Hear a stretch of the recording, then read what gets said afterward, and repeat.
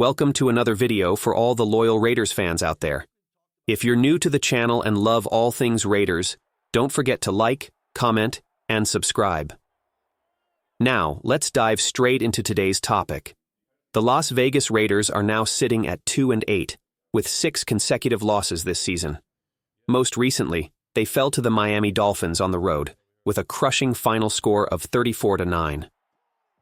While the season has been disappointing, this latest loss inches the Raiders closer to securing a high draft pick. Let's quickly recap what went down in the game. On the offensive side, there was a slight improvement in their first game under interim offensive coordinator Scott Turner. However, it's clear there's still a long way to go. The offensive line remains shaky and the running game is practically non-existent. From the start of this season, I've said that if the Raiders can't establish a strong ground game, it'll be a tough year. And that's exactly how things have played out. The stats tell the story. The Raiders managed only 60 rushing yards, with Jacoby Mears leading the pack at just 20 yards. While the offense showed some signs of life, it was still disappointing. Coming off a bye week, I expected more adjustments, new strategies, and an updated playbook under Scott Turner. Instead, it felt like the same old story. I saw plenty of jet sweeps and screen passes, though the play calling was slightly less predictable compared to when Luke Getsy was in charge. One positive from this game was the emphasis on getting the ball to Brock Bowers. If there's one thing every good offense needs, it's making sure the playmakers have the ball. And right now, Bowers is clearly our top weapon. Feeding him more is the right move. Another bright spot was the return of Michael Mayer. Though he had just 1 reception for 5 yards, his impact goes beyond the stats. Mayer is a valuable weapon in both run blocking and pass blocking, and his presence alone makes the offense better. The red zone offense struggled again, but at least the Raiders were competitive for most of the game. Unlike the blowout loss to the Bengals, the team stayed in this one, even into the fourth quarter. With the Raiders down 19-24, the defense unfortunately collapsed, leaving John Smith wide open for a touchdown. That was the dagger that sealed the game. While the loss stings, there were a few positives to take away, most notably having Michael Mayer back on the field. Let's see how the team builds on this moving forward. Stay tuned for more analysis and updates. Raider Nation. Brock Bowers shines, but the defense struggles. Let's talk about the defense. It wasn't their best day, and losing Nate Hobbs definitely hurt us. Without him, the defensive unit looked shaky. But let's be honest, the Raiders' season is pretty much over. At this point, winning more than 1 or 2 games might not even be a good idea. Why? Because the race for a top draft pick is surprisingly competitive this year. A lot of teams have bad records, so the fight to the bottom is heating up. Currently, the Raiders are projected to have the 4th overall pick, according to Tankathon.com. Here's how things stand. Jacksonville, 2-9, holds the 1st pick. They don't seem likely to draft a quarterback. Tennessee and Cleveland ahead of us. Both look like they'll prioritize drafting a quarterback. The New York Giants sit just behind us at 5th, and they too are likely to target a quarterback. In short, at least 4 of the top 5 teams will be hunting for a franchise QB. That makes the draft stakes incredibly high for the Raiders.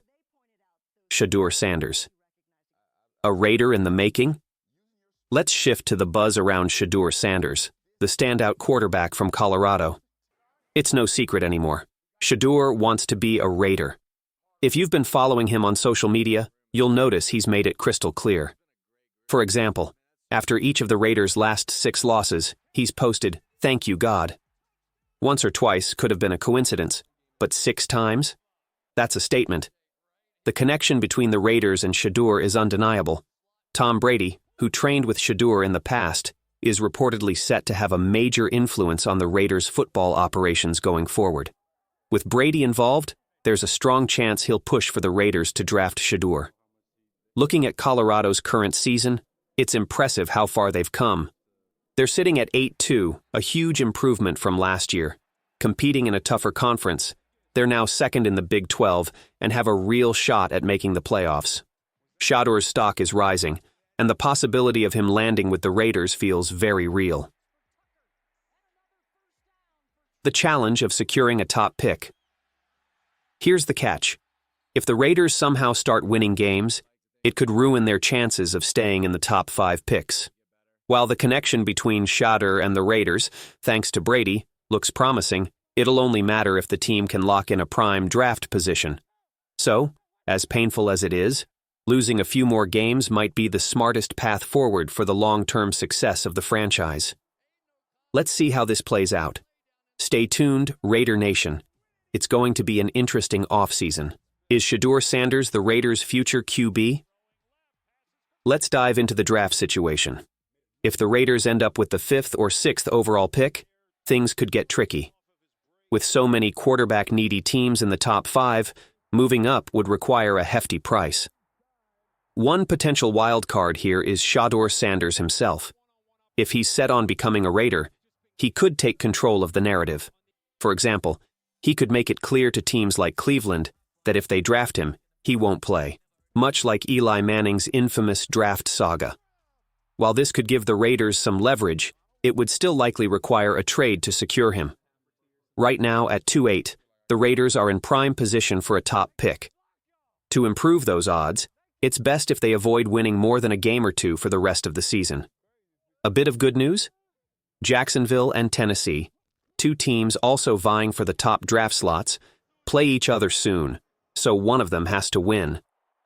Plus, the Raiders still have a matchup against Jacksonville, which might be a golden opportunity to strategically lose. The offense. Small improvements but big questions. As for this week's game, there were a few positives offensively. The unit showed slight improvement under interim offensive coordinator Scott Turner. But let's not get too excited. Coming off a bye week and firing a poor coordinator often provides a temporary boost. We've seen this before, like last year with Bo Hardegree after Josh McDaniels was let go. The offense looked promising at first, but fizzled out as the weeks went on. Honestly, I'm not hoping for Turner to light it up either. If he puts up an occasional 30 or 40-point game, it might tempt the organization to consider keeping him for next season. And I'm not confident he's the long-term answer for the Raiders' offense. Embracing the tank. At this point, the best strategy is clear. Embrace the tank. It's strange to say as a fan, but sometimes sacrificing a season is necessary to build for the future. Losing games strategically ensures a better draft position. That said, you still want the team to stay competitive in games.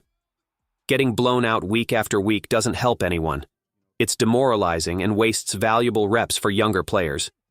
Meaningful games, even in a losing season, can help develop the team's future stars. Draft Class Overview. Looking at the upcoming draft class, it's not particularly deep. It's top-heavy, with guys like Cam Ward and Shedeur Sanders leading the pack. Beyond them, the talent pool drops off significantly. Players like Jalen Milroe and Carson Beck don't inspire much confidence, and even the LSU quarterback might not declare if he's not a first-round lock. This makes it all the more important for the Raiders to stay within the top 5 picks to grab one of the standout QBs. Missing out could set the franchise back another year. Let's hear from you, Raider Nation. What did you think of this week's game? And how do you feel about the Shedeur Sanders situation? Would you want the Raiders to draft him? Do you think we have a realistic shot at a high enough draft pick to make it happen? Drop your thoughts in the comments below. If you're new here and love all things Raiders, make sure to like, comment, and subscribe for more content. Thanks for tuning in, Raider Nation. I'll see you in the next one.